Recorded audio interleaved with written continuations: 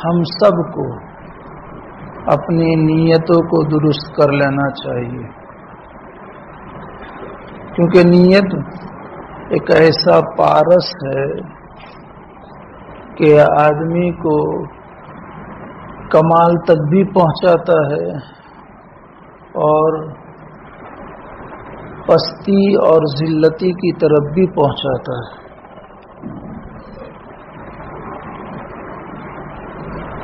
ایک صحابی تھے جن کا نام آج تک کسی کو پتہ نہیں ہے، آج تک، اور جب آج تک پتہ نہیں ہے تو قیامت تک پتہ نہیں چلے گا انشاءاللہ۔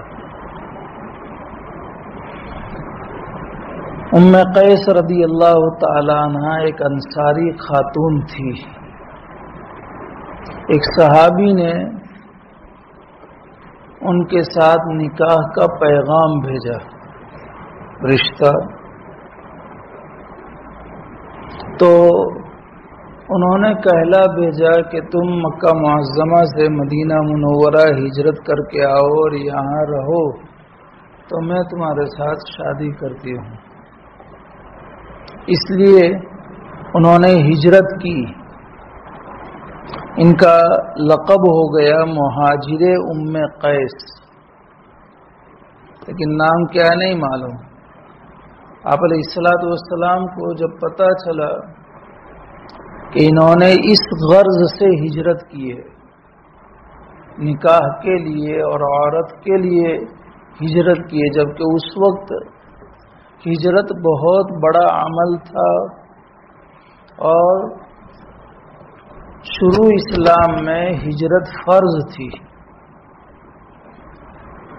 جب نبی اکرم صلی اللہ علیہ وسلم کو ہجرت کی اجازت ملی، صحابہ کو ہجرت کرنے کا آپ نے حکم دیا، تو اس وقت جو بھی مسلمان اسلام لاتا مکہ معظمہ سے، اس کو مدینہ منورہ ہجرت کرنا فرض تھی، الا ہے کہ جو معذور عورتیں ہیں، جن کو کوئی لے جانے والا نہیں ہے، بچے ہیں جن کو کوئی مکہ معظمہ سے مدینہ منورہ لے جانے والا نہیں ہے، معذور بہت بوڑھے لوگ کہ جو کسی طرح مکہ معظمہ کو چھوڑ کر مدینہ منورہ نہیں جا سکتے، یہ معذور ہے۔ قرآن میں اس کا تذکرہ ہے، الا المستضعفین من الرجال والنساء والولدان، لیکن ان کے علاوہ سب کو ہجرت کرنا فرض تھی۔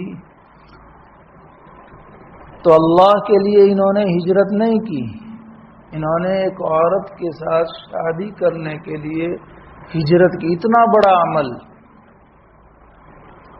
آپ صلی اللہ علیہ وسلم کو معلوم ہوا تو آپ نے صحابہ کرام کو جمع فرما کر کے خطبہ دیا، اور خطبہ دیتے ہوئے فرمایا انما الاعمال بالنیات وانما لامرئ ما نوى فمن كانت هجرته الى الله ورسوله فهجرته الى الله ورسوله ومن كانت هجرته الى دنيا يصيبها او امرأة ينكحها فهجرته ما هاجر اليه، کہ جس نے اللہ اور رسول صلی اللہ علیہ وسلم کے لیے ہجرت کی تو اس کا ثواب یقیناً ملے گا اللہ کے یہاں، اور رسول صلی اللہ علیہ وسلم اس سے راضی ہوں گے۔ لیکن جنہوں نے دنیا کے لیے ہجرت کی کہ دنیا پا لے، یا عورت کے لیے ہجرت کی کہ اس سے شادی کر لے، تو اس کی نیت جو ہے وہ نیت کے اعتبار سے باقی اللہ اور رسول صلی اللہ علیہ وسلم کے یہاں اس کا مکہ معظمہ سے مدینہ منورہ آنا کوئی اعتبار نہیں رکھتا ہے۔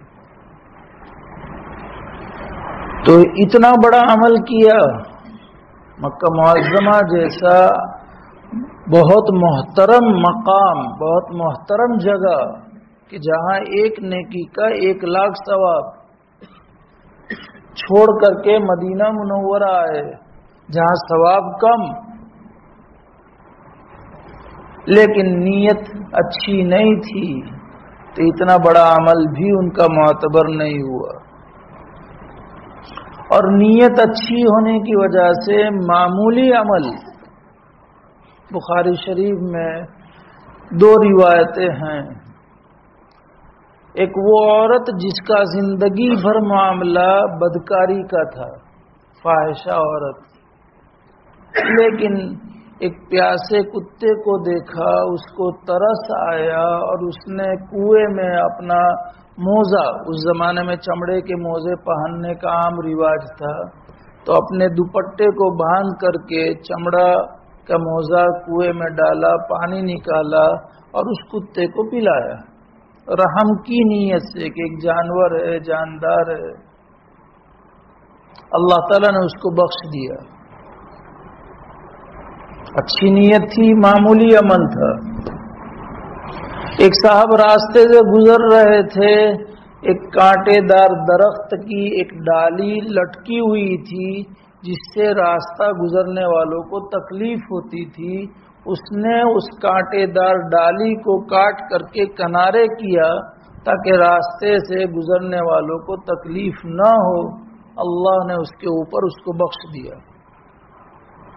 چھوٹا عمل لیکن نیت اچھی ہے تو اللہ نے بخش دیا. اس لیے ہم سب کو بھی اپنی نیت کہ قرآن کو سمجھنا ہے، قرآن کو سمجھ کر کے ہمیں اس پر عمل کرنا ہے تاکہ اللہ راضی ہو جائے.